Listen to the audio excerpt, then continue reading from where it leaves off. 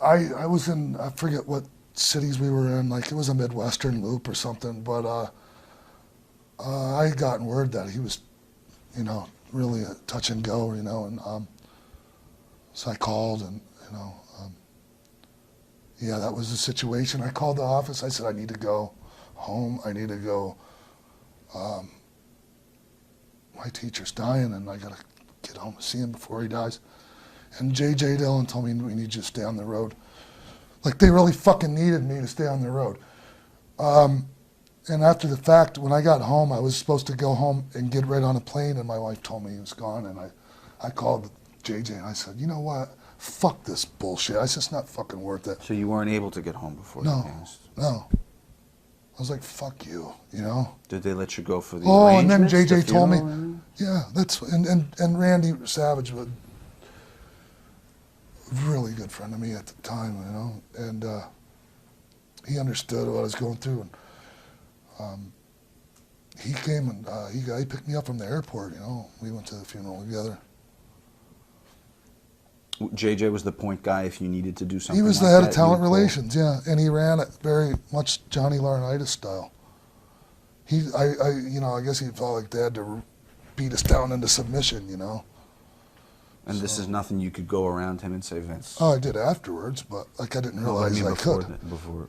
You don't, you know, I'm new. I'm still fairly new to going in to do battle with the fucking office, you know. I've never been trained as a wrestler, so I want you to tell me what having a mentor like this means to you as a successful wrestler. It's, you know, there's guys that are going to be, they're going to do well no matter what, because they just have it, you know. But still, like the training and the teaching and the wisdom from a guy like that, I mean, you really learn how to wrestle. I mean, these aren't just fucking fake wrestling moves. Pro wrestling is a legitimate fucking, you know, catch wrestling is a legitimate fucking, you know, martial art, if you want to put it that way.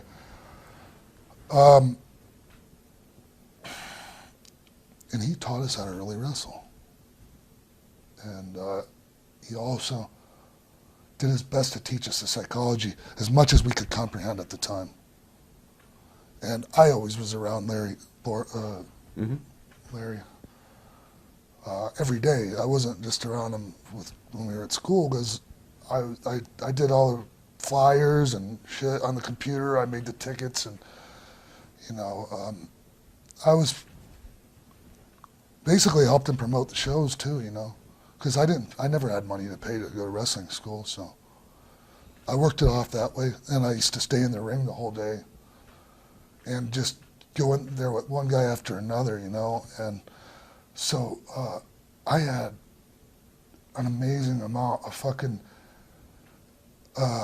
experience in the ring technically, you know. My technique was very sharp. To this day, it's pretty sharp. Like, and I attribute that to Malenko.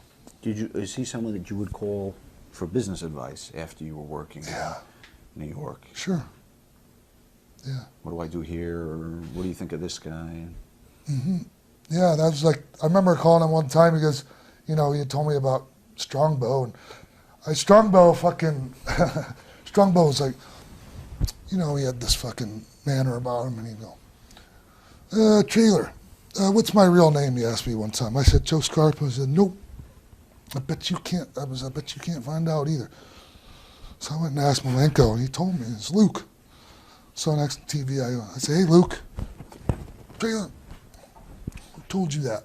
And I told him, and he was like, okay. I mean, it's not that great a story, but. So where did Joe Scarpa come? Because that's the name that everybody knows. His actual real first name is Luke, yeah. Okay.